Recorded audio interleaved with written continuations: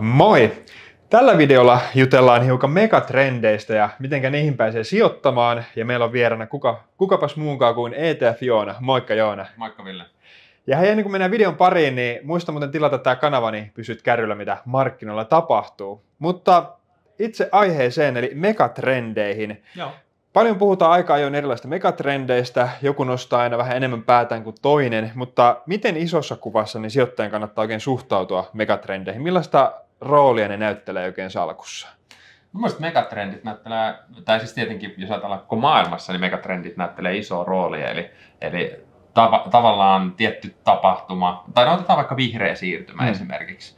Se on jo täällä. Tietenkin me yritetään päästä eroon fossiilisista polttoaineista ja saada uusiutuva energia käyttöön joka paikassa, mutta se vie aikaa, että tämä niin kuin prosessi saadaan loppuun asti. Ja se on niin kuin väistämätöntä, kaikki tietää, että tämä on niin kuin valtioiden, yritysten ja muiden tuki taustalla. Mutta koska tämä vie aikaa, niin sä voit hypätä siihen ja tietyllä tavalla niin kuin sijoittajan näkökulmasta niin aina odotetaan semmoista hetkeä, milloin joku teema tai trendi niin kuin triggeröityy, eli milloin se niin kuin tavallaan laukeaa ja niin kuin nähdään se semmoinen potentiaali, mikä siinä on, tai että se tulee ajankohtaiseksi. Hyvä esimerkki voisi olla tekoäly vaikka, että jos ajatellaan vuoden 2022 loppuun ChatGPT julkaistiin, ja siinä samassa kaikki nämä suuret megacap-teknot jenkeistä ilmoitti, että hei, tämän vuoden teema, tämä on tekoäly. Niin siinä se jotenkin triggeröityi se tekoälyteema, nähtiin koko 23 vuosi sitä, ja nyt 24 alkoi. Ja kukaan muu ei puhukaan muusta kuin tekoälystä. Ja sitä ennen sama oli vähän niin kuin oli energiakriisi, niin silloin oli energiayhtiöt. Sitä ennen oli ehkä just tämä vihreä siirtymä ja uusiutuva energia. Että niin kuin, nämä teemat vaihtelee, eri teema aina niin kuin nousee pinnalle eri aikaa. Ja se on ihan super mielenkiintoista. Ja onhan näissä niin kuin kaikissa teemoissa niin kuin selkeä tarina, selkeät perusteet. Että hei, niin kuin, tämä on aito juttu, tämä tulee tapahtumaan, mutta milloin? Niin sehän on se niin kuin kysymys. Kyllä, ja varmasti niin aika ajoin, kyllä varmaan sijoittajatkin niin etsii erilaisia megatrendejä, mikä voisi olla seuraava. Kyllä. Ehkä vähän niin kuin kahdessa roolissahan ne on, että on niin kuin tavallaan, mitkä ohjaa tietenkin sitä taloutta, liiketoimintaa yrityksillä, mitkä megatrendit vaikuttaa. Ja sitten toki ehkä niin toisessa roolissa ehkä näistä, mihinkä niin voi sijoittaa, että kuinka sitten niin ne näyttäytyy sitten, että se sijoittaminen ja niin kulkee vähän ehkä tietyllä lailla eri vanavetta, vaikka tietenkin liittyy vahvasti toisiinsa. Ihan just näin, kyllä. Ja tietenkin sitten se, että voi niin sijoittaa yksittäisiin yhtiöihin, mitkä hyötyy, mutta sitten tietenkin löytyy myös niin koonteja, että hyödyntää vaikka ETFiä.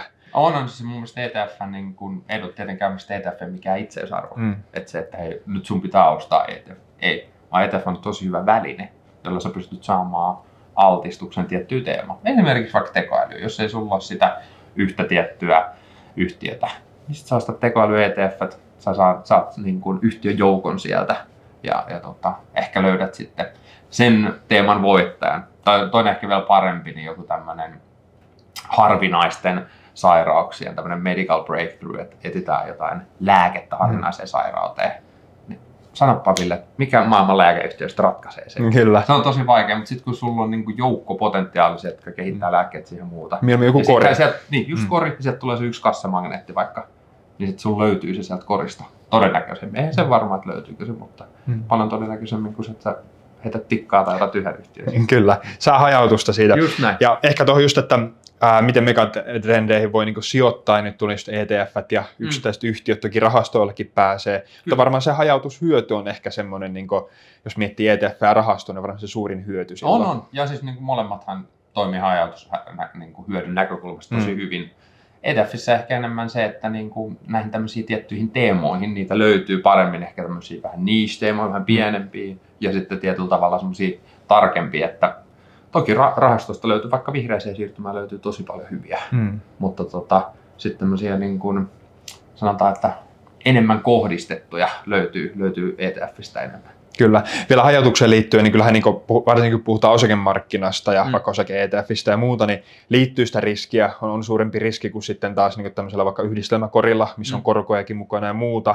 Mutta miten sä sitten muuten näkisit, että toimiiko niin nämä megatrendit, vaikka nyt ETF:t, niin toimiiko ne niin mieluummin tämmöisinä niin mausteina siinä niin salkun ympärillä, että on joku tämmöinen muuten hyvin hajautettu kore siinä, vai pystyykö niillä niin rakentamaan yksistään salkun? Varmaan riippuu vähän sijoittajastakin, mutta miten sä niin näkisit? Tuo oli hyvin seivattu, riippuu ihan täysin. Sähän voisit ottaa vaikka tämmöisen pelkän megatrendikorin ja rakentaa sen erilaisista megatrendeistä, mutta varmaan niin kuin tavanomaiselle sijoittajalle niin ehkä se sopii semmoisena mausteena ja salkun osana, että hei, mä haluan olla tässä teemassa mukana ja hyötyä sitten, kun tämä teema niin kuin nousee pinnalle.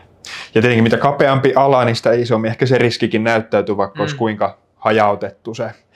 Mutta mitenkä sitten, nyt päästiin jo niin kuin megatrendeihin ja nehän on todella mielenkiintoisia, löytyy monenlaisia, kyllä. Aika jo vaihtuu, se on mielenkiintoinen maailma pelkästään jo tutkijakin ja tavallaan saa sieltä osviittaa, mutta sä oot nyt julkaissut tämmöisen temaattisten ETFien julkaisun. Kyllä. Löytyy erittäin kattava paketti ja mitä tuossa selailin läpi, niin melkein 100 sivua täyttä asiaa. On teemoista asiaa. Ja sitten vain 90 sivua. löytyy teemoista läpikäyntiä, mutta sitten myös ihan konkreettisia ETFiä poimittuja. Kyllä. Poimittuna sinne. Niin, millaisia megatrendejä sinne sitten on nyt oikein tunnistettuna tällä kertaa? No, tämähän on tämä opus tai niide tai mikä nyt teemakoonti, mitä teen, niin 2 kertaa vuodessa päivitään sitä ja nyt toin pari uutta teemaa sinne ja nyt taitaa olla kaiken kaikkiaan tosta kun nopeasti lasken, niin 14 eri megatrendiä löytyy ja kyllähän siellä mun mielestä sekin kertoo aika paljon, että suurin osa edelleen on siellä samoja. Esimerkiksi robotiikka ja tekoäly on ollut jo kauan tuolla. Nyt on sitten, kun päivittelin dataa ja muuta, niin tietenkin huomasin, että rahahan sinne on tullut tietenkin arvonnousua kanssa, joka niin kuin osakseen kanssa auttaa siinä, että ne aumittaa ja se rahaston ETF:n koko kasvaa.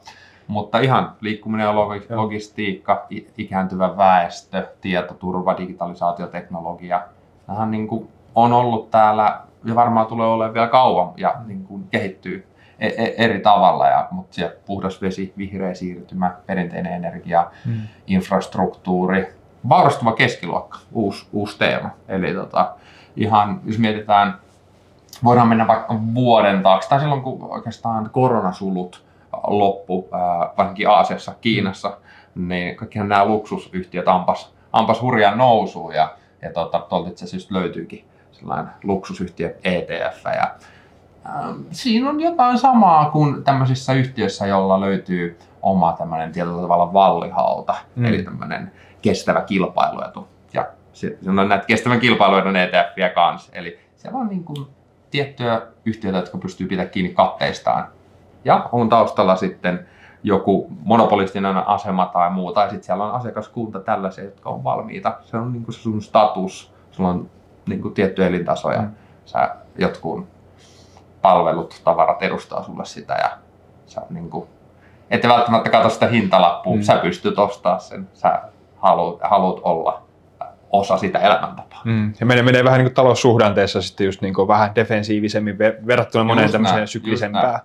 Ja sitten siellä kiertotalous, se lisättiin uutena puoli vuotta sitten, samoin puolustusteollisuus oli toinen nosto silloin syksyllä ja ne löytyy. Ja kyllä tällä kertaa meillä on myös kryptot mukana, kun toi Yhdysvaltojen viranomainen SEC niin hyväksy tämän fyysisen Bitcoin ETF ja siinä on niin kuin, ainakin Rapakon taakse on paljon rahaa myös tännekin ja seurataan tietenkin, että miten tämä tilanne etenee, että saako Bitcoinit, muut tämmöiset blockchainit, niin tämmöistä vakiintuneempaa asemaa siinä, että, koska tietenkin se jakaa mielipiteitä, että onko niin kuin, ok sijoittaa niihin vai ei, mutta tuolta tuli ainakin Jenkeistä viranomaiselta vahvistus, että he näkevät, että Bitcoin on ok.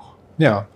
Ja tuossa mainitsit, että monihan noista niin on vähän ehkä niin ollut pidempäänkin tuolla mukana, mutta tietenkin ne alateemat sitten sen yläteeman alla varmasti kehittyy ja sekin on niin tärkeää, että niitä tunnistaa, että mitkä ne trendit sitten siinä niin isomman megatrendin alla on, mitkä lähtee sitten ehkä todennäköisimmin vetämään sieltä. On, että jos mietitään vaikka tekoälyä, niin viime vuosi ilman muuta oli nämä chippivalmistajat, tämmöiset puolijohdevalmistajat, se on vähän niin kuin jatkunut sama, mutta tuleeko sieltä seuraavaksi joku näihin liittyvä joku niin kuin energiapuolen nosto tai onko siellä joku taajuusmuuntimet tai niin kuin tavallaan mikä on se niin kuin sen kyseisen teeman seuraava steppi, seuraava vaihe. Tietenkin se elää, kasvaa ja kehittyy se teema. Joo, tuo on kyllä mielenkiintoista varsinkin noissa ja tämä julkaisuhan tähän väliin, niin tähän löytyy ope.fiistä ja OP-mobiilista pääsee katsomaan sieltä. Ja oliko tämä kirjautuneelle vai kirjautumattomalle? Sekä että kirjautumaton, ne menee vaan sinne op.fi, säästöt ja sijoitukset ETF. Sieltä löytyy suoraan. Kirjautuneille sitten mennään, siellä on niin kuin Markkina Nyt-sivusto. Joo. Ja sieltä löytyy ajankohtaislinkeistä. Niin. No niin, eli sieltä pääsee käsiin. Kyllä. No hei, mikä sun mielestä sitten on niin potentiaalisin tai mielenkiintoisin megatrendi tällä hetkellä? Mikä sua eniten näistä niin kiinnostaa? No siis tää on vähän kuin omia lapsia nää, että kiinnostusta löytyy kaikkia, kun on tehnyt näiden parissa töitä, mutta tää on ehkä vähän tämmöinen tylsä ja varma, mutta onhan se kyllähän toi tekoäly kiinnostaa, että mitkä on ne mahdollisuudet, ja puhutaan, että tämä voi olla niin kuin isompi kuin internet, ja mietit, että minkälainen mullistaminen niin kuin internetillä on ihmisten elämää. Kyllä toi niin kuin vihreän siirtymän ja puhtaan energian eri muodot on toinen se, että kun me aletaan koko ajan näkee se, että nämä enemmän näitä säädin ääri-ilmiöitä ja muuta, ja se, että miten me pystyttäisiin tehostamaan, nopeuttamaan sitä, että me saadaan uusiutuvalla energialla pyörivää energiainfrastruktuuria, niin kyllä se ilman muuta kanssa kiinnostaa. Tähän liittyen myös just joku kiertotalous, tietyllä tavalla alateema, niin se, että miten pystytään hyödyntämään, luomaan semmoisia tuotteita, hyödykkeitä, että me voidaan niin kuin aina niin kuin napata, kun jonkun tuotteen elinkaari päättyy, niin suurin osa siitä saataisiin johonkin uudestaan. Se on arvokasta. Kyllä. Ja niin tämä julkaisu, niin mitä itse katsonut sitä läpi, niin tarjoaa hirveästi lisäarvoa niin tuohonkin, että pääsee just näihin erilaisiin niin trendien kehityksiin mukaan sieltä. Että niin kyllä mielenkiintoista lukea, että kyllä suosittelen kyllä kaikkia tutustumaan. Kyllä. Että jos otetaan vielä ihan viimeinen nosto. Otetaan. Mulla oli täällä vielä, että mikä muu nostaa niin päätään. Okei. Siis on pakko sanoa tietoturva, kyberturvallisuus. Kyllä. Se, että meillä on ekanakin tuo tekoälyn nousu ilman muuta niin kuin positiivisella puolella, mutta aina tietenkin se rikollinen käyttö, että miten sitä voidaan hyödyntää semmoisessa laittamattomuudessa ja rikollisuudessa, niin se on myös iso uhka, kaikki kiristysjutut ja näin. Sen lisäksi mietitään geopoliittiset jännitteet ja se, että meillä on sotatilanteet menossa. Täällä on tosi monta juttua, jotka kaikki huutaa sen perään. Ja sitten kolmas vielä, tai neljäs pointti, niin datan käyttö. Se, että kuinka internetissä paljon liikkuu dataa vuodesta 2022 tilastoihin vuoteen 2030, niin se on ennustunut, että se kuusinkertaistuu. Ja se on monikymmenkertaistunut jo niin kuin muutamia vuosia ennen sitä, että se niin kuin, tietoturvalla on vaan jotenkin kriittinen rooli siinä, että kenelle se data päätyy ja miten sitä käytetään ja sitten, että kun sulla on sitä, että saat sen suojattua. Kyllä varmasti tämä geopoliittinen tilannekin saattaa niin osin vaikuttaa siihen, mutta monia trendejä. Se pitää sen pinnalla ja mä niin itse näkisin, että mä en ole vielä ainakaan nähnyt sitä, että se silleen aika samalla tavalla hyppäisi, että musta tuntuu, että tuo tekoäly on vienyt sen ilmatilan, mutta tietoturva, se on tullut vähän siinä kyljessä, mutta mä veikkaan, että siitä kuullaan vielä enemmän. Kyllä, tosi mielenkiintoinen. Ja itsessään tuossa julkaisussa, niin tavallaan siihen kun tutustuu tarkemmin, siellähän tosiaan löytyy nämä ETF:t tavallaan niin kuin valintoina, ja siellä oli aika hyvin myös per ETF niin tuosta perustietoa heti siinä, ennen kuin tavallaan hyppää siihen havaintietoesitteeseenkään, mikä on hyvä katsoa läpi. Mutta, ilman muuta joo. Mutta niin kuin tavallaan one-slidereita. Joo, sieltä löytyy niin kuin, tietenkin siellä näkyy se 10 suurinta omistusta, eli mistä se tietenkin rakentuu, mitkä on ne isommat palaset tästä korista. Siellä löytyy kurssigraafit suhteessa sitten vertailuindeksiin, sitten nähdään niin kuin kaupankäyntitikkeri, ISIN-koodi, pörssi, missä sillä käydään kauppaa tällä tuotteella, mikä on tämän ETF:n koko, kuinka paljon siihen on sijoitettu rahastoon, mitkä on kulut, ja sitten löytyy, että onko tämä rakennettu tälle fyysisesti, eli sinne on ostettu niitä osakkeita vai synteettisesti, mikä on osingonjakopolitiikka, onko kasvuosuudellinen vai tuotto-osuudellinen, ja sitten muutama tämmöinen ennuste, ihan niin kuin luku, että miten tämä on arvostettu, tämä ETF, jos semmoista on vaan saatavilla. Ja meillä on Bloombergin tietokanta siinä, ja siellä on analyytikkokonsensuksen ennusteita tälle kuluvalle vuodelle. No niin, eli erittäin kattava infopaketti myös siihen, että jos lähtee näitä miettimään. Ja tärkeää onkin tutustua erilaisiin tietoihin, kun ETF:nkin sijoittaa. Kyllä. Että avaintietoesite on tärkeää katsoa läpi ja sieltä, mutta ennen kaikkea toki niin miettiä, että miten siihen omaan sijoitussalkkuun sitten soveltuu nämä ja miten se riski erityisesti, miten se näyttäytyy siinä salkussa, että haluaako sitten jotain tämmöistä niin osakerahastoa ottaa sinne vai kuinka. Kyllä. Ja tosiaan tämä listaushan ei ole sijoitussuosituksia, eli se ei ole niin mitenkään perustu niin sijoitussuosituksiin, vaan enemmänkin sitten nostoja, että mitä nähdään sitten mielenkiintoisena. Ideoita, minkä tyyppisiä tuotteita löytyy tähän teemaan. Ja siellä on vähän nostettu, että laitettu vähän paremmuusjärjestykseen sille, että mikä on niin kuin edullisin. Sitten sieltä löytyy muun muassa nämä vielä artiklaluokat, eli onko tuote kuinka vastuullinen. Niin tämä on toinen kriteeri, miten niitä on ränkätty. Ja kolmas on sitten sen rahaston tai sen ETFn koko. Eli kulut, koko ja vastuullisuus. Ja niillä on vähän katsottu, että ansaitseeko ne tämmöisen erityismainintaleiman vai ei. Mutta muuten niin ne on ihan vapaassa järjestyksessä siellä. Kyllä. Hei, tosi mielenkiintoisia megatrendejä käyty läpi. Joo. Löytyy varmasti tuolta kyllä potentiaalia ja varsinkin perehtymisarvoisia nostoja, että mistä kannattaa olla hereillä tässä, että jos mielii niihin mukaan. Ja muutenkin hyvä, että kannattaa käydä kyllä tutustumassa julkaisua, että sieltä löytyy paljon hyvää infoa sitten näihin. Mutta Joona, kiitos oikein paljon tästä läpikäynnistä. Ei mitään, ilo päästä tähän ja eiköhän me linkata tonne sitten teksteihin mukaan suoraan linkki tähän. Tehdään näin. Sieltä pääset lukemaan julkaisuja, muista muuten ottaa kanava seurantaa, niin näet jatkossakin näitä videoita. Ja moikka moi! Moro!